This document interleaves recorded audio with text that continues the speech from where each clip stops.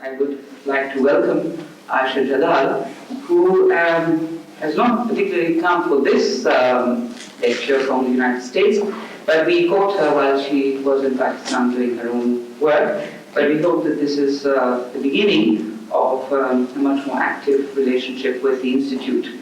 Ayesha is going to be speaking on Women as Ornament, Women as Prostitute, Rethinking the Women's Question in Pakistan. Dr. Jalal is a MacArthur Fellow and Professor of History at Tufts University. She obtained her Bachelor, majoring in History and Political Science from Wellesley College, USA, and her Doctorate in History from the University of Cambridge. Dr. Jalal has been a Fellow of Trinity College, Cambridge, the David Fellow at the Centre of South Asian Studies, Cambridge, Fellow of the Woodrow Wilson Center for International Scholars in Washington, and Academy Scholar at the Harvard Academy for International and Area Studies. She has taught at the University of Wisconsin-Madison, Tufts University, Columbia University, and Harvard. Her publications include The Sole Spokesman, Jinnah the Muslim League and the Demand for Pakistan, The State of Martial Law, The Origins of Pakistan's Political Economy of Defense, and Democracy and Authoritarianism in South Asia, A Comparative and Historical Perspective. Most recently, she has co-authored Modern South Asia, History, Culture and Political Economy, and her new book, Self and Sovereignty, has been published by Routledge in London and New York, by Oxford University Press in Delhi, and by Sangebil in Lahore. The book is available in the Pakistani market. The format today will be very similar to what we normally have. Ayesha will first speak.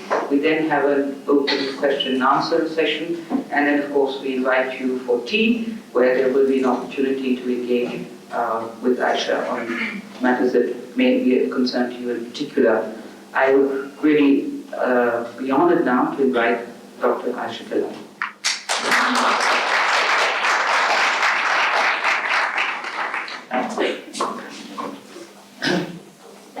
Thank you very much, Nigel. I'm very honored and privileged to be able to speak at the Women's Institute in Lahore, and I'm grateful to ASR for inviting me, and to all of you for taking the trouble for coming here this afternoon to listen to me. I owe many debts to people for this paper. It has evolved over a period of years. It is certainly from my latest work, some of it also connects with my new work. But I'd specifically like to express my thanks in terms of discussions that I've had, as well as inspiration for this paper. It was initially written, I have no qualms admitting, for Asma Jahangir. We were at a panel together in Montreal, and I adopted an earlier version of this with her in view. Subsequently, I have had conversations with Nigat, amongst others, with Rihanna, and they've all helped enormously in my reformulation of what I'm about to present to you. One of Pakistan's leading Islamic scholars, the late Professor Fazlur Rahman, once posed a question which in a sense forms the bridge between my recently published work, Self and Sovereignty, Individual and Community in South Asian Islam since 1850s, and my current research. It also, I think, poses, the question also is very relevant for a women's institute of the nature that ASR is. He asked, can we, he was addressing the Muslims, can we, he asked the Muslims, confront the West and declare what knowledge is good and what is bad, and what is appropriate and what is not appropriate, without knowing ourselves? In Self and Sovereignty, I have probed the issue of knowing ourselves through a historical inquiry of Muslim identity and politics in late colonial India. I cannot say that the process of knowing ourselves has been a very pleasant one, not least on account of being a woman. From whatever angle one might choose to view it, the discourse on Muslim identity, crafted for the most part by the North Indian Ashraf classes, gave little room to women's subjectivity, far less that of the woman as individual, when they did bother to take up the women's question. So it is not particularly easy to know oneself, certainly as a Pakistani Muslim woman, without facing up to some stark ambiguities, if not crass contradictions, in the collective ethos of Muslim identity in Pakistan, indeed I would add South Asia as a whole. I have not come here to summarize the arguments of a book that's already in the market. My intention is to try, if I can, provoke a debate which can contribute to thinking afresh the women's question in Pakistan without getting mired in the communitarian or the collective mode of analysis that is invariably deployed to interpret the history of not just this country, but really much of South Asia. Hidden under the banner of nation, community, and class, the women's question in Pakistan has yet to become a political issue in its own right. The conceptual recognition of a false dichotomy between the public and the private, or if you like, the home and the world, is an important breakthrough. People are acknowledging that the home may not be all that distinct from the world, that there is an intertwining of the two, but it is still more of a debating point between scholars, policymakers, and development practitioners than a politically charged empirical reality, which bears upon the economic and social agendas of the Pakistani state. This is because the relationship between women, state, and politics in Pakistan has rested on a highly unsatisfactory resolution of the nexus between gender and class, gender and community, as well as between gender and nation. A number of factors have served to perpetuate the problems stemming from this unsatisfactory resolution of the gender issue in Pakistan. I would like to highlight in particular two of these factors. The first is the communitarian mode of analysis, which resists addressing the women's question in its own right. It's invariably discussed in the context of the community or the nation. The second, I think, and very problematic, sort of a bit more for women, are the misogynist tendencies justified in the name of Islam, which find partial expression in the clarion calls for the introduction of the Sharia, made with such alacrity, it must be said, consistency, and given their record of agreement on most other issues, incredulous unison by an array of religious divines ever since 1947. In view of the importance of this second factor in the politics of Islamic Pakistan, I'd like to take it up before outlining the substantial portion of my talk, and which is also for my own work, this factor about religion as it is used by some of those who are calling for the introduction of the Sharia. I will do so by referring to Dr. Fazlur Rahman's double movement theory of interpreting the Quran. Not, I must say, the one step forward, two step backwards of the Pakistan women's movement. In his work, Islam and Modernity, published several years ago, Dr. Rahman had outlined the framework for interpreting the Quran, which relies as much on history as on literary hermeneutics. Denouncing the piecemeal or arbitrary uses of the Quranic verses, Rahman had proposed a methodology by which Muslims could contend with the West without having to abandon the precepts of their faith or rendering them obsolete. Throughout his long and extremely productive intellectual career, Dr. Fazlur Rahman had been engaging with the central question of whether revelation could have an enduring relevance for religious communities without becoming anachronistic. The interface between history and revelation lay at the core of his intellectual endeavors. He was hounded out, of course, from Pakistan after the publication of his book on Islam and its alleged distortion of the Prophet's mirage or ascent to the heavens. Yet the more troubling question, frequently brushed under the carpet as far as the orthodox circles in Pakistan were concerned, and one that obviously shocked them into taking concerted action against the author, was Rahman's insistence on the importance of knowing the work and religious personality of the Prophet in order to achieve a real understanding of the Quranic revelation. The mere fact, as he pointed out, that the Quran was revealed in the Arabic language itself is proof of the historical significance of when and where the Quran was revealed. Fazlur Rahman's emphasis on the importance of the historic circumstances in which the Quran was revealed by no means entailed denying its transcendental, or if you like, its meta-historical dimensions. Long before Salman Rushdie's satanic verses pushed the forces of moderate Islam into the defensive, Fazlur Rahman had risen to the occasion and suggested a possible way in which Muslims which would bring Muslims into line with the substantive and not just the external ritualistic teachings of their faith. He had wanted to ensure that the Quranic revelation was not tossed to the winds as a result of a battle, largely illusionary, some would say even real, between the stalwarts of quote-unquote modernity and the guardians of quote-unquote tradition. With this in view, he had formulated the theory of the double movement.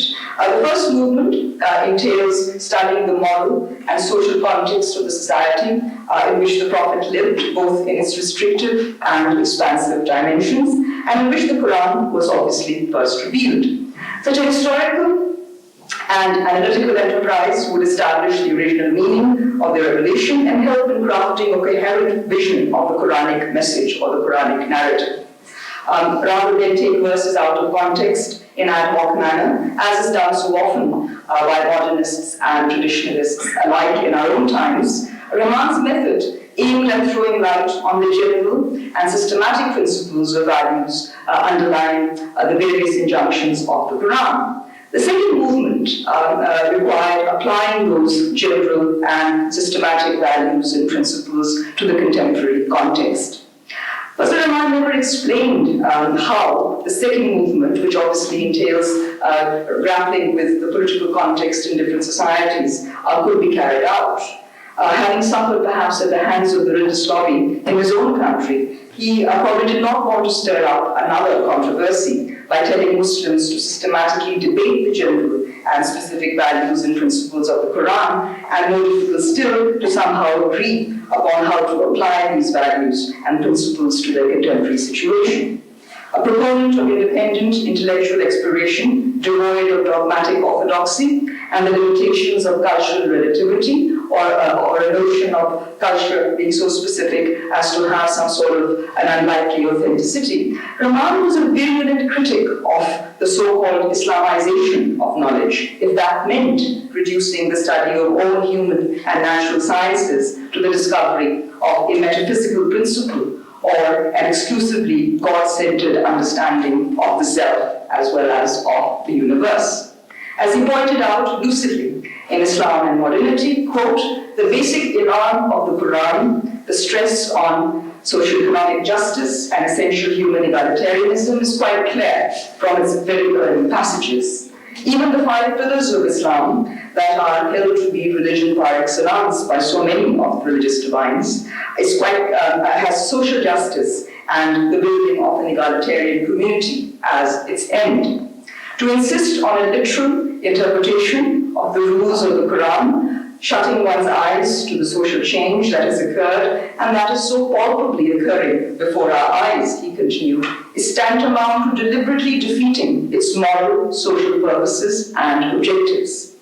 Applying the double movement theory to a question of concern to all of us here, he declared the view of Islamic orthodoxy that, quote, no matter how much a woman may develop intellectually, their evidence, the evidence of women, must on principle carry less value than that of a man, is an outrageous affront to the Quran's purposes of social evolution.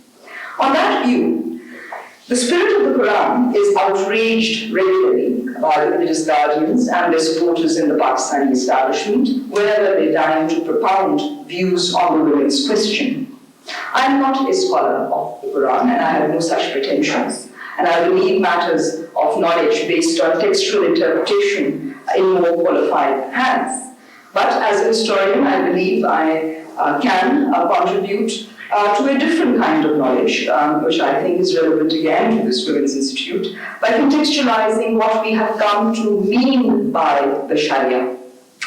A much doubted word in the political discourse of Pakistan, it cannot be said to be nearly as self-evident as might appear at first sight. We talk about it all the time, just like we use the word religion all the time, we certainly talk about the Sharia all the time. This is because far from subscribing to any variant of the double movement theory of the sort that Fazl Rahman was proposing, the guardians of the faith, the ulama, or those who believe that they have a superior knowledge of everything to do with religion, have preferred no movement at all. They have preferred to just simply stay put. Yet, at the same time, ask any Muslim, far less a religious divine, what the term means, and they will tell you, at least at the normative level, that the Sharia means the sum total of all the essentials of the faith. Commenting in the 1920s on the separation of state and civil society in modern Europe, the poet-philosopher Muhammad Iqbal asserted, quote, "Such a thing, namely the separation of church and state, cannot happen, it could never happen in Islam, for Islam was from the very beginning a civil society, having received from the Quran a set of simple legal principles which carried great potentialities of expansion and development by interpretation. The ideal Islamic state, as Iqbal explained, acknowledges no duality between spiritual and temporal affairs, or between religious and the material domain, rejecting the post-Enlightenment misperception of in Europe of the binary opposition between the spiritual and temporal as two distinct and separate realities. He had affirmed both the, quote, unity of man and Islam as a single, unanalyzable reality, in which the religious and political aspects depended on positionally specific observations. In other words, human beings are organic beings. They do not have a material side and a religious side. They're all organically linked. That was the point. The working idea of Tawheed, as Iqbal explained, the binding principle of a Muslim submission to Allah, was equality, solidarity, and freedom. I mean, that is also the core of much of the meaning of the Sharia, certainly Sharia in terms of the Sharia of the Quran, of the Creator. It was incumbent, therefore, upon the state to translate into reality the principles of equality, solidarity, and freedom which constitute the very spirit of Islam. It was in this sense, Iqbal continued, that the state in Islam is a theocracy, not in the sense that it is headed by a representative of God on earth who can always screen his despotic will behind his supposed infallibility. So there's no room for dictatorship as far as Iqbal is concerned in an Islamic state. The ideal conception, I might add, of the Islamic state has remained dramatically at odds with the history of the post-colonial nation-state of Pakistan. For the better part of its history, Pakistan, we know, has been ruled by military and quasi-military rulers, exercising despotic power in the name of Islam in varying measure, with scarce regard for the principles of equality, solidarity, or less of freedom. The equation between Islam and civil society drawn by Iqbal can hardly be seen to apply to Pakistan. To what then does civil society in Pakistan owe its origins and character? Is it even appropriate to speak of a civil society in a country which claims religion, and that too as an omnibus term, not something that we understand particularly what the term means, as raison d'etre? Religion is the raison d'etre, but has a country that has failed to establish even the rudimentary structures to achieve the key ideational principles of Islam, if those ideational principles can be defined in terms of the normative concept of Sharia, which is equality, justice, and public good, or even as Iqbal put it, is the ideal objective, the objective of the ideal state in Islam. So certainly these principles do not seem to have had much of a basis in what has been Pakistan. Now, rather than pitch this discussion at the level of abstraction, as a historian, I simply wish to record the very sharp distinction that has always existed between the Islamic claims of the Pakistani state and the not-so-Islamic basis of society in Pakistan, or civil society as well. It has become commonplace to sidetrack this issue, the issue of human rights, and the human rights of women in particular, to the inadequate application of Islamic norms. On this view, a thorough Islamization of state and society through the imposition of the Sharia will miraculously and automatically address the issue of women's rights. The ulama claim exclusive rights, however, to interpret the Sharia, which is a complete denial, I hardly need to emphasize, of the right of the community to debate the law with a view to arriving at some sort of a consensus or ijma. In the absence of an ijma or consensus, even amongst the close coterie of the select group of religious divines, the advocates of women's rights must somehow await patiently until Pakistan is thoroughly Islamized. But there has never been any substantial agreement on what constitutes the Sharia and what genuine Islamization should or should not entail. All that is clear is that what is paraded as Islamization in Pakistan more often than not has reversed the paltry gains made in the domain of women's rights in this country. So how fruitful then is it to continue debating the issue of women's rights in terms of their consistency or inconsistency with Islam? I would say that, unfortunately, given the fact that we have to live in a context that may not be of our own choosing, that we perhaps have small choice in the matter, it is undeniable that the battle for women's rights, even in the West, were fought in the public domain in the area of civic rights. It was only through the gradual expansion of that concept of civic rights that women acquired rights. And women in Pakistan, I believe very firmly, and I know this is a view that a lot of women share, will have to continue fighting for civil rights in that area. But of course, it is precisely because of the second stumbling block that I'm talking about, this view that what is needed is Islamization, and therefore, until that happens, all other rights must be put on hold, that elected parliaments in Pakistan, for a variety of reasons, have resided from the task of substantially reforming Muslim law for fear of stirring up a hornet's nest. Now, couching patriarchal attitudes and religiosity, which is certainly not, Pakistan is not unusual in this regard. I think that there are many countries similarly placed. These patriarchal attitudes, which are defined in religious terms, may be the wont of male legislators unwilling to incur the wrath of the ulama of Islam. But amidst the vociferous calls for the introduction of Shariat rule, Pakistani women have a right, as well as a duty, I believe, to know what the Sharia means in concrete terms and how its application would affect their lives. This is a domain of knowledge to which women will have to turn to in order to take the battle for a restoration of the gender balance to the next stage of the struggle. If the demand for the imposition of the Sharia means denying women their fundamental rights, we're still cutting off their noses or hacking them to death, as some of its more vociferous proponents seem to be suggesting, then such horrors of mana will have to be vigorously contested and exposed for what they are, a complete distortion of the spirit of Islam. I'd like to very briefly put down on the table some very bare bones definitions of the Sharia. I have applied the normative concept of the Sharia as equity, justice, and public good. And we also have accepted the fact that the Sharia means the sum total of all the essentials of the faith. Concerned with equity, justice, and public good, the principal aim of the Sharia as the moral basis of a Muslim society is the establishment of an order which eliminates all forms of human exploitation, all forms of human injustice. While Sharia constitutes the commandments of God and the Prophet according to Muslim belief, fiqh is the science of the law of Sharia and a product of the human mind. Much of what is referred to as the Sharia today is effectively fiqh, the work of Muslim legal scholars who, while basing themselves undoubtedly on the Quran and the Sunnah of the Holy Prophet, were influenced invariably by the social historic circumstances in which they lived. So without denying the immutable and supra-historical relevance of the Sharia, it is imperative not to confuse the shadow or the substance of Islam.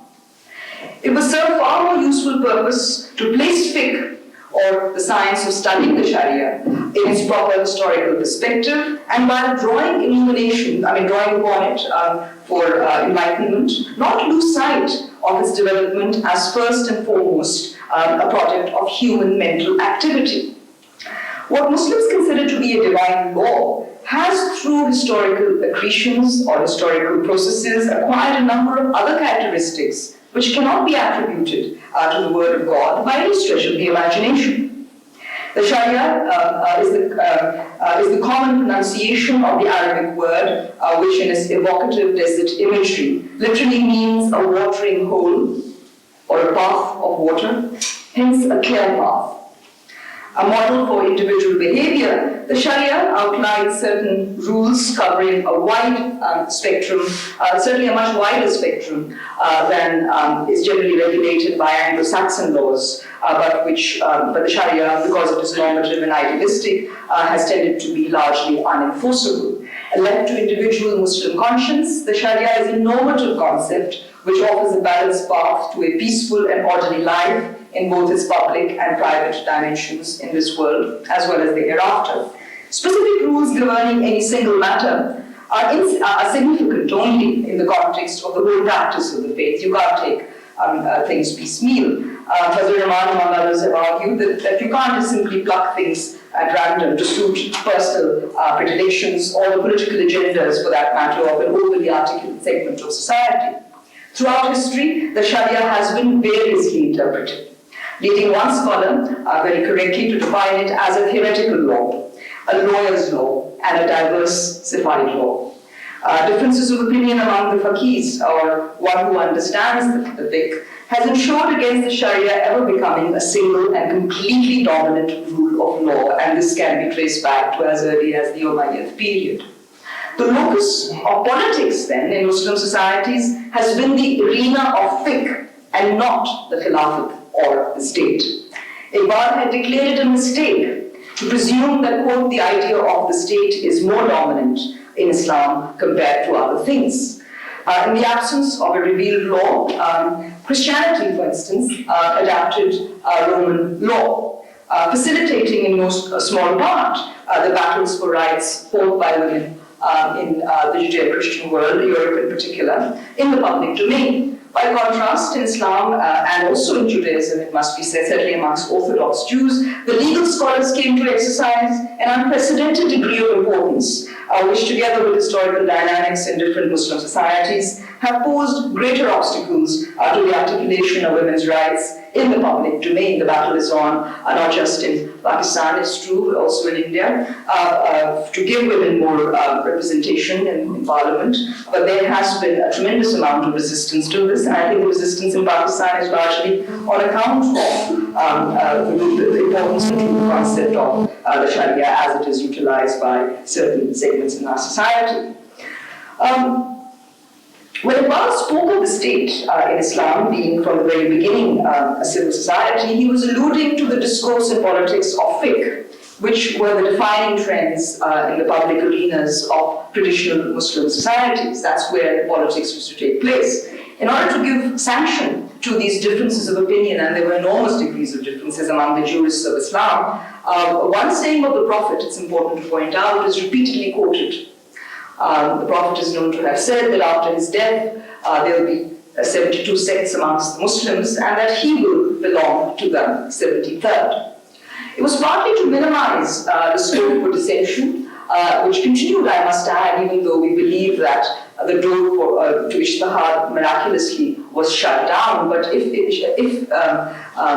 we see fiqh as the main source of politics in Muslim societies, then I think it's fair to say that despite the closure of Ijtihad continued insofar as it related to the use of independent judgment throughout Muslim history. It has not certainly shut down.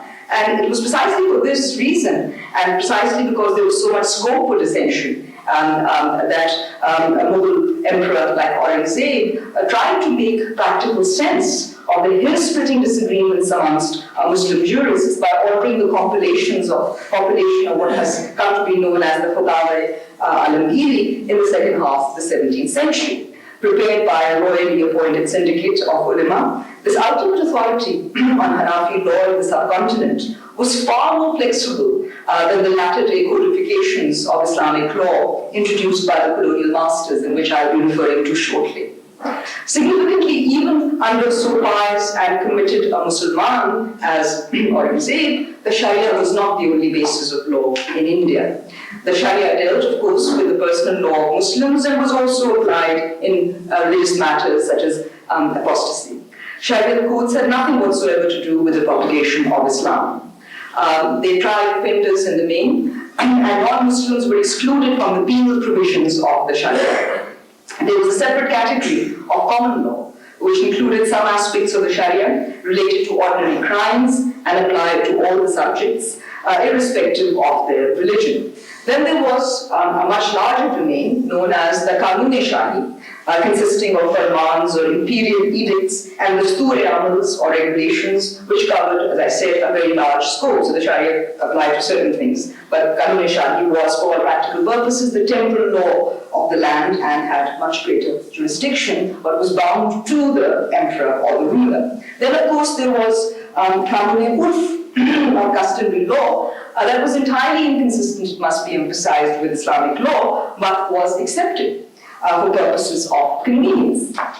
Precedents constituted another source of law. The qazis exercised their individual judgment and were not bound to follow decisions taken by other courts to the same extent as happened when the British introduced precedents in their legal system in the subcontinent. So precedents are there, but they don't have the same binding importance as they do in Anglo-Saxon law. Finally, there was the concept of equity and good conscience, as you can imagine, a very ambiguous but also a very flexible domain in which law could be applied. So in short, if the Sharia as a normative concept includes the public and the private aspect of life, as I think is quite evident it does, its scope extends well beyond what it has come to mean in the history of Muslims, including those living in the South Asian subcontinent. By the same token, Sharia reduced to fiqh in the main entails reducing it to merely the personal laws of Muslims, a very, very restricted application of its Quranic definition, which, as I pointed out myriad times, means equity, justice, and public good. Now, my purpose in outlining these bare facts about the Sharia, which is so often lost sight of in the impassioned debate on whether or not to introduce it in Pakistan, is not by in any sort of way engage in an apologia for Islam, as frequently happens. It is to try and make some sort of an advance in the sphere of women's rights in civil society without letting those who claim, wrongly I think, to possess superior knowledge of the Sharia appropriate Islam without facing a concerted and sustained intellectual challenge. If this sounds to some of you an unpromising recipe to address, much less redress the problem of women's rights in Pakistan, then I can only say that we waited all too long for that other formula to work, its miracle, namely the correct application of Islamic normative theory, to devise the concept and practice of citizenship, which is equitable and just, not merely in a formal, legal and constitutional sense, but also in substantive social and economic terms. I promised, in terms of my double movement, to speak about the Sharia as it is deployed here, and then to turn to the second stumbling block, which I believe affects the women's question in Pakistan, and that has to do with the communitarian mode of analysis. In order for me to elaborate my point about about the pitfalls of this communitarian mode of analysis, I'm afraid further references to history will be unavoidable. So let me begin my double movement, my second movement, by talking about returning to the notion of civil society in Pakistan. Civil society in this country, as we know it today, and not just Iqbal's ideal conception of it, carries the legacy of over 100 years of British colonial rule. Through a sleight of hand, the colonial masters undertook not to interfere in the religion and culture of Indians, while retaining all the powers that were needed to extend control over other aspects of their temporal existence or their material existence. This was done through the device of separating the personal laws of India's main religious communities from the purview of British colonial law, civil as well as criminal. So Hindus and Muslims, including Parsis, had their own personal law, which they could subscribe to and had supposedly a limited degree of autonomy. The Indian Penal Code of 1833 and the Civil Procedure Code of 1859 codified all branches of civil law except the quote-unquote personal. What this meant was that Islamic Sharia laws were denuded of their public content, civil and criminal, and privatized to apply only to Muslims. Now, in my reference to the Fatwa al-Bukhari, the situation pertaining in the pre-colonial period, I pointed out that even though Qanun-e-Shahi occupied a much larger domain, Sharia, even in the sort of late Mughal era, did include more than what we call the private domain or the personal law. There were aspects of the Sharia that were applied. So what we're seeing here in the colonial period is an immediate shrinking of the concept of the Sharia into personal law. So it's privatized, which is completely contradictory to the idea of the Sharia in terms of equity, justice, and public good. They're privatized to apply to Muslims, as I said, in matters, and that too, of course, in matters to do with marriage, how you marry, how you divorce, and how you inherit. An act of 1864 formalized the elimination of Muslim law offices such as the Qazis. Cases pertaining to Muslim law were heard in British law courts. I might point out, this irony is missed by others, one of the most important appendages of the public sphere constructed by the colonial states. So on the one hand, they're claiming that the Sharia is privatized, the personal laws are privatized, and yet British judges feel confident enough to interpret Muslim law, which is why we have the concept of an Anglo-Mohammedan law emerging, and they're conducting they're sitting on these cases in courts which are public courts. So it's hardly privatized, but this is sort of supposed non-intervention in the domain of religion, which actually means a lot of intervention. Now, as if this was not enough to empty the public dealings of Muslim subjects of any Islamic significance, the British pragmatically allowed customary practices to overrule personal laws in certain regions, such as the Punjab, the frontier, where Muslims, through their own volition, had skirted around the principles of the Sharia. It was only after 1937 that attempts were made to displace custom with the provisions relating to personal law in the Islamic Sharia. Even then, agricultural property was kept immune from the amendment of the clause in the Punjab Laws Act of 1872, which assigned greater weight to custom than Muslim law. So Muslim women could not inherit agricultural property, they could inherit just about everything else. Now, in shrinking the operational space of Islamic law, if this was the British idea of non-interference in religion, there were other, even more curious features of this policy. By far the most decisive implication was that it created a wholly artificial and untenable separation between a so-called political public and a religiously and culturally informed private sphere. So matters to do with religion and culture were privatized, and supposedly the political referred to the public according to colonial definitions, at least at the normative level. As the colonial interventions in the legal domain, as I pointed out, made plain, the theory of non-interference in religion did not, as such, preclude the British from adopting policies which indirectly, if not directly, affected the cultural lifestyles and religious practices of a subject population.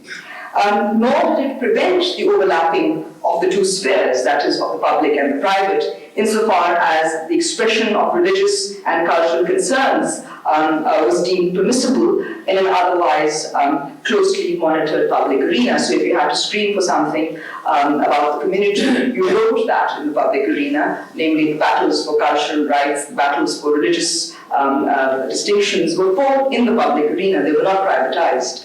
And this is, I think, a very important point to bring out here. Far from emptying politics from the realms of religion or culture, and vice versa, the colonial state did much in bringing these spheres closer together and reshaping them in the process. Indeed, it would not be very far-fetched to say that in a sense the British wittingly or unwittingly redefined the very notion of religion as a result of their peculiar circumstances and imperatives. Now, nowhere was this better exemplified than in the uses made of the print medium to articulate a conception of communitarian identity. Communitarian, of course, would mean a religiously based community, whether Hindu or Muslim or Sikh, a communitarian identity, which was, of course, consistent with the British privileging of the religious distinction in Indian society. The colonial decision to use religion as the basis for not only enumerating but also governing a complex society was the very negation of the strategy of steering politics away from the domains of religion and culture, as they claimed. Contrary to the colonial state's much touted and much acclaimed policy of non-interference with the religion and culture of its subjects, these were precisely the concerns which, instead of being relegated to the private sphere, had to be bandied about in the public arena by social groups competing for government patronage or attention. The colonial context contributed in no uncertain way to a shift in Muslim thought from a relatively individualistic vein, or certainly not quite envisaging the community in quite the pan-Indian proportions as happened from after the Mutiny Rebellion of 1857, in terms of the Muslim idea, the idea of a Muslim community, and there was a self-conscious attempt made to speak on behalf of the Muslim community which the British had basically declared existed. Similar sorts of trends are detectable in the Hindu community when certain men jumped on the bandwagon and claimed to speak on behalf of this community that existed, certainly as a numerical majority on paper. It was in the late 19th century that many of the significant features of a communitarian Muslim political discourse began to be worked out by the members of the North Indian Ashraf classes, literally Sharif classes is the plural of Sharif, Ashraf.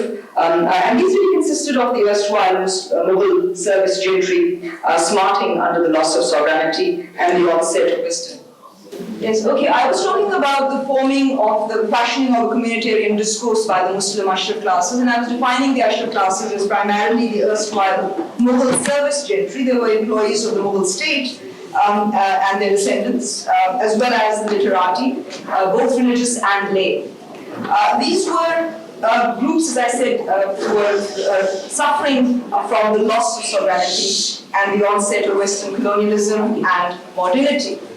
Written in an accessible new Urdu, the dissemination of this discourse on Muslim identity was facilitated by a rapidly expanding print medium. Despite the existence of competing strands within this discourse, the new Muslim communitarian discourse was fraught with consequences for gender relations and the question of women's rights in particular.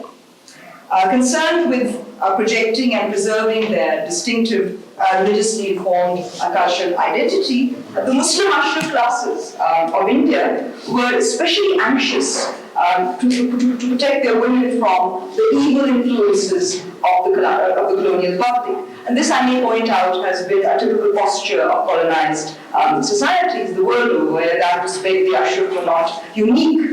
But the intention of keeping the colonial state and its alien intrusions out was very much part of the project of resistance and necessarily entailed the social control of women, who were the very core of the identity that the various groups wanted to project.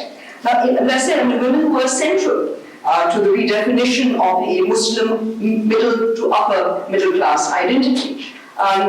This was true not only of Muslim thinkers based in theological seminaries such as Deoband and Farangi Mahal, but also the so-called reformers ready to imbibe aspects of Western colonial modernity to engage more effectively with the fact of British rule. The views of the Aligarh Institute Gazette, edited by Sayyid Ahmad Khan, who was, I hardly need to tell this audience, one of the foremost proponents of Western education for Muslims, are very instructive in this respect, and I quote, "We wish our women to be educated, but if education means letting them loose to mix with whom they please, if it means that as they increase in learning, they shall deteriorate in morals, if it means the loss of our honor and the invasion of the privacy of our homes, we prefer our honor to the education of our women, even though we may be called obstinate and prejudiced and wrong-headed." As for the women pioneers in the field of education, and there were women pioneers at that time, overwhelmingly, of course, drawn from the Ashraf classes, their experience was one of a gaping chasm between soaring dreams and sobering reality. In 1905, Begum Ruqayya Sakhavat Hussain wrote a short story called Sultana's Dream, which described a country called Ladyland, where women were in charge of the public sphere and had confined men to the private domain of seclusion. Ladyland was the epitome of enlightenment in every sense of the word, the women were highly educated, the men were conducting the domestic chores. The only dilemma, and a big one for the leadership of Ladyland, was whether or not they should trade with those countries where men were in charge of public affairs, because that would be highly immoral. Otherwise, they were suitably placed in Ladyland. Now, when Ruqayya, unfortunately, it was a dream that Ruqayya had. When Ruqayya established a girls' school a few years later in Calcutta, the vehicle that bussed the children to their classes had to be carefully draped with curtains. One curious but indignant, angry observer likened it to the moving black hole of Calcutta. But Ruqayya also received a letter signed Brother in Islam, complaining that the curtain had fluttered in the breeze and made the bus parda-less. So that was. If Sayyid Ahmad had been less than enthusiastic about women's education in anything but the strictest Islamic mode, Muhammad Iqbal was no more enamored of the idea.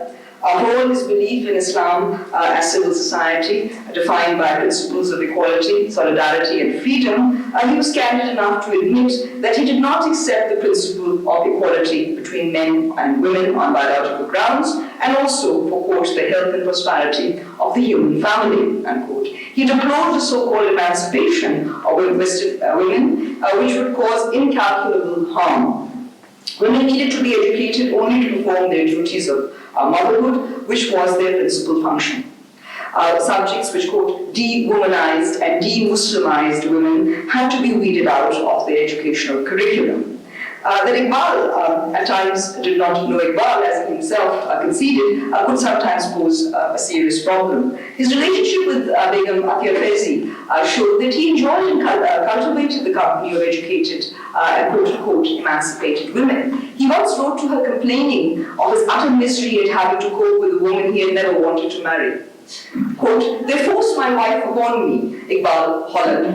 He had, quote, "a right to happiness as an individual. If society or nature deny that to me, I defy both." Iqbal contemplated committing a slow suicide by drowning himself in liquor. There was no happiness to be found in, quote, dead barren leaves of books, but he had sufficient fire in his soul to burn them up, and social conventions as well, unquote. Taken to task by Atiyah Faizi for his views on many things, including women, Iqbal denied that he was a hypocrite. He was just a mystery even to himself, but a secret that stood revealed before the world. In one of his moments of truth, however, Iqbal did write, it must be confessed, "Muqarrate Aflatun na likh saki lekin isi ke shole se toota sharare Aflatun." It was to provide good companionship to men of such great talent and to avoid boredom on their part, as men like Muhammad Iqbal, that women slowly and surely began to be educated. There was a need to educate women so they could communicate with their husbands, and they wouldn't need to take pay a visit to the whorehouse, which was very common in those days, certainly in parts of North Indian society. But the education, that is of women, had to be strictly consistent with the Ashraf code of morality. Muslim novelists and newspapers poured scorn upon the depravity of lower-class women and their pernicious influences on their middle to upper-class sisters. Contaminated by exposure to the immoral public sphere, which is the colonial public sphere, they were seen as transmitting, these lower-class women, the plague of immorality from the world into the home. Novels by Nazir Ahmed, Deputy Nazir Ahmed, Sarshar, Rashid al-Khairi, to name a few, abound in portrayals of women domestic servants fanning familial discord. Not very unlike what was happening in Victorian Europe at the same time. Many of the novels Victorian novels do the same thing. The only corrective was to educate and train Ashraf women so that they might keep a social distance from ill-bred plebeians and perform their roles as wives, mothers, daughters, and sisters in conformity with the norms of respectability in Sharif or polite society. However much they might differ on the content of the education to be imparted, and of course there were differences, Muslim men from their Sharif households were convinced that their women were the ultimate symbols of a distinctive Islamic cultural identity, and one that they were particularly keen to emphasize in a context that was both colonial and also one where they were outnumbered by members of other religious communities. By middle to upper class Muslim men from the late 19th and certainly during the early 20th centuries as well was that of the literate but domesticated, wise but chaste, intelligent but submissive wife. This was in sharp contrast. I mean, of course, everybody is aware of Bahishti Zevar, which is where my title for the paper is coming, the metaphor woman as ornament, which the heavenly ornaments. That was the ideal sort of view of women. The ideal woman was discussed by Maran Thanvi in graphic details in Bahishti Zevar. Now, this was in sharp contrast to the other dominant image of woman as prostitute, as commodity, who lured respectable men through temptation and ruined them financially, morally, and psychologically. If Islam had been marginalized by the colonial state, then that marginality could be made more acceptable if Muslim men could somehow reconfigure the domestic sphere to suit their needs, making a visitation, as I said earlier on, to the public courthouse a less attractive proposition. So this was the reason why there was need to educate Ashraf women.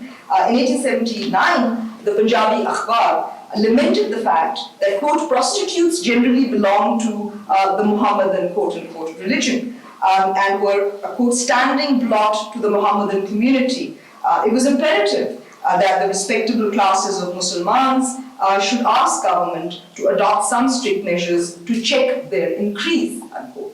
So, while the state had to be kept from invading the morality of the community at home, it was expected to play a role in curbing the immorality of the community in and around the neighborhood. There were obviously multiple ways of conflating and confusing the distinction between the public and the private, and by extension between politics and religion in late colonial India. Since the restraining of the woman as public commodity was the responsibility of the colonial state, the Muslim communitarian discourse on rights needed only to concentrate on the respectable woman at home. It is therefore not surprising that reformist fervor, to the extent that it existed, was expressed in relation to women's rights concerning marriage, divorce, and inheritance. In other words, the Muslim conception of Islamic law was confined to the parameters laid down for it by the colonial state. The Muslim woman as individual was simply not an inhabitant of civil society, such as it existed. And in fact, if a civil society at all existed in British India, its space was badly squeezed between a colonially defined public arena, which denied in any case citizenship rights, and Indians in that context were subjects and not citizens, and a communitarian private arena restricted to the personal laws of religion.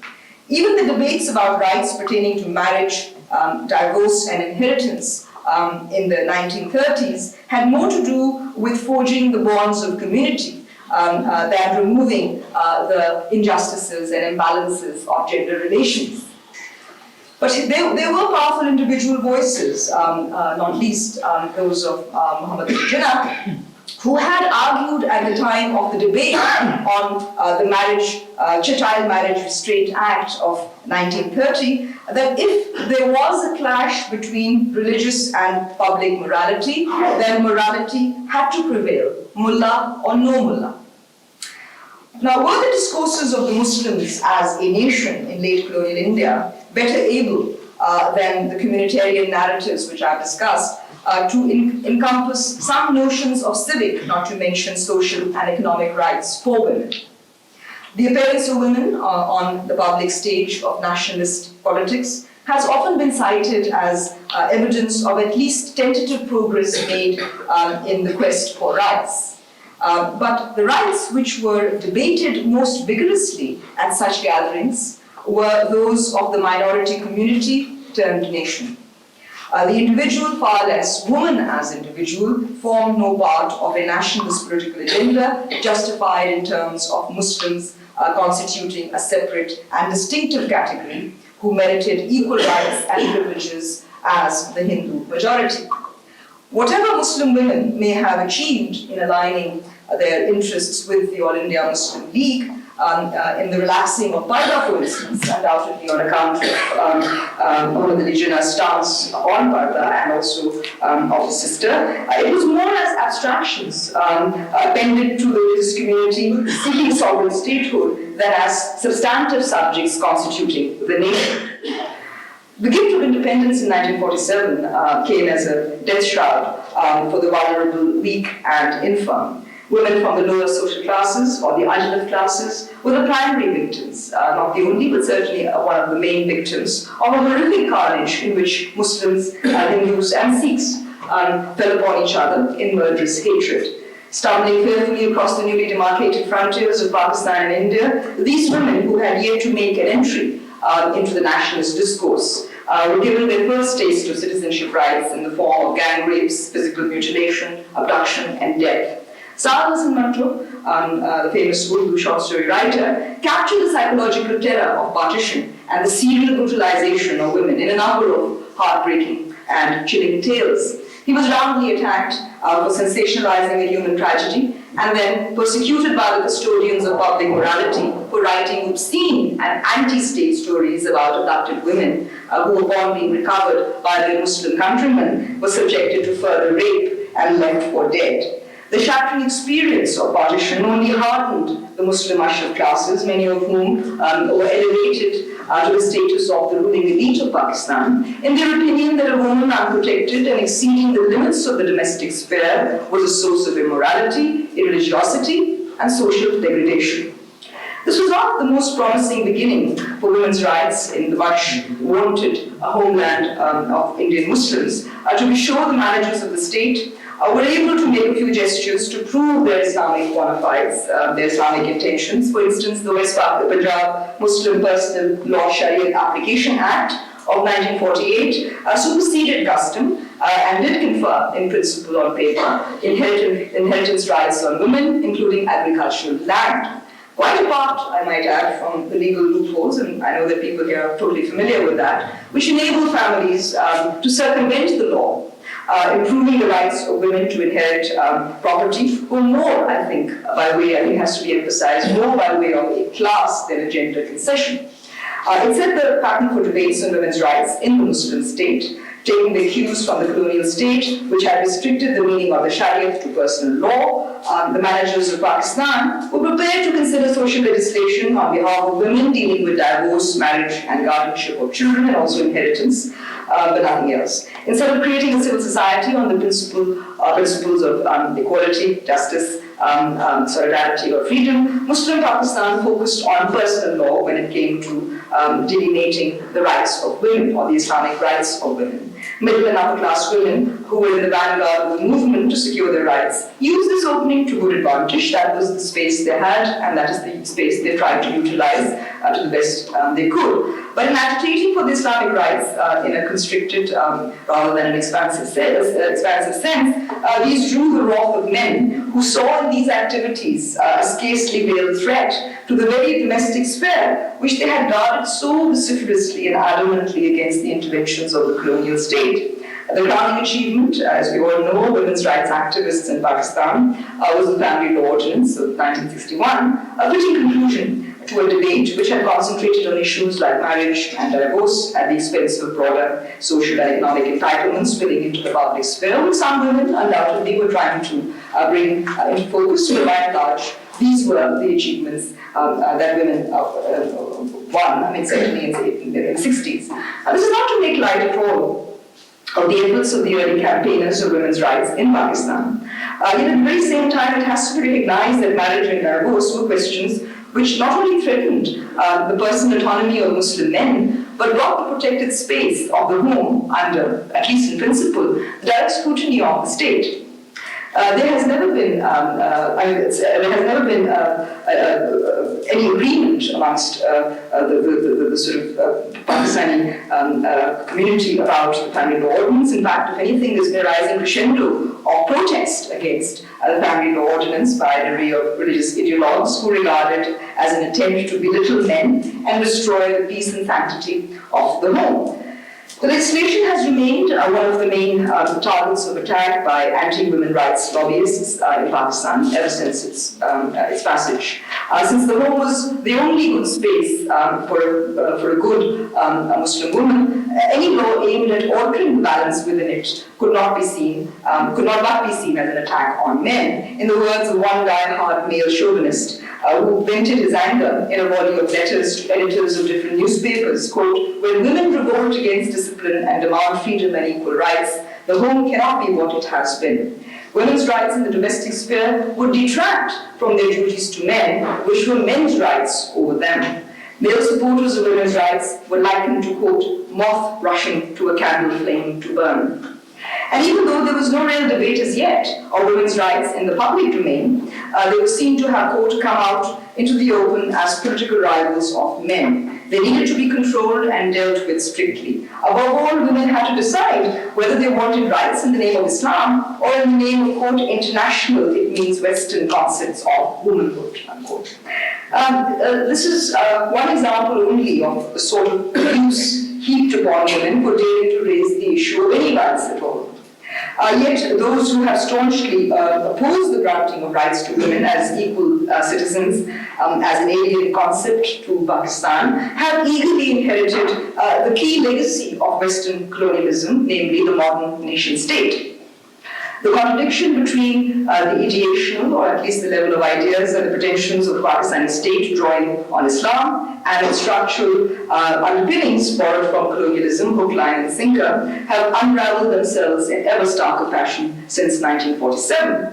In neighboring India, I might just throw this in here for your purposes, the secular posturing of the state, which is obviously also an inheritance of the colonial state, coexists uneasily with the colonial legacy of community-defined personal laws. In fact, it's the main stumbling block in India as well in terms of reforming personal law for Muslims. As the Shawwal case of the 1980s revealed, the debates about Muslim women's rights in India remain shackled within the confines of marriage, divorce, and inheritance, as if the way you marry, divorce, and inherit is the only basis of your identity.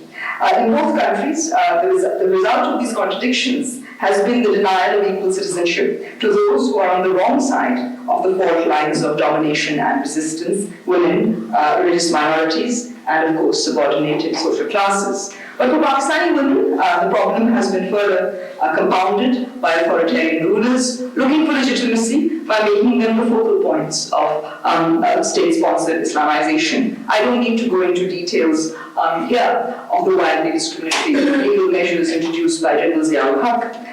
But it's worth pointing out that this era, that is, marked a departure from the well-established colonial pattern of confining the legal discourses of Islam to the personal domain of marriage, divorce, guardianship, and inheritance. The Hudud ordinances and the law of evidence of the late 70s and 80s had the effect of creating parallel systems of jurisprudence and legal redress whose main contribution has been to complicate and thoroughly confuse the already inadequate mechanisms for assuring civil and criminal justice in this country. In a sense, one of the crusaders for democratic and women's rights were engaged in rearguard action to defend the small gains that they had been making since the 1960s in the area of personal law, amongst others. A military ruler flying the banner of Islam had colonized a significant part of the public space where the battle for equal political, social, and economic rights ought to have been fought in the first place.